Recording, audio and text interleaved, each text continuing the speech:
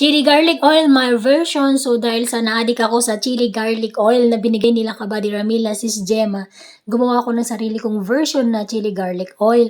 So, yun na. Inumpisahan ko ng iprito or iluto yung bawang at saka maraming labuyo guys na hinog. Yan yung kulay pula. So, may kunting kulay green pa isa-isa. Tapos, kailangan lang ay ihalo-haluin para maluto at maging malutong yung aking chili garlic oil, my version. So, ayan guys. So, meron pa siyang pa 0.5 challenge. So, ayan. Ang technique, kailangan lang halo-haluin para balance yung pagkakaluto at saka nilagyan ko yan ng konting asin at saka sugar para may lasa yung ating chili garlic oil.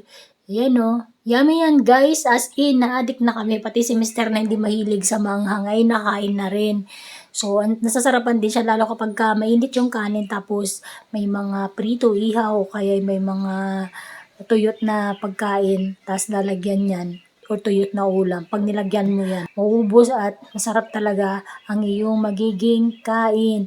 So, ito na yung aking finished product na chili garlic oil, my version. Kain tayo guys or gawin natin tong sausawan. Salamat sa panonood lagi na aking mga video. Tapusin sana ito hanggang sa dulo. Bye!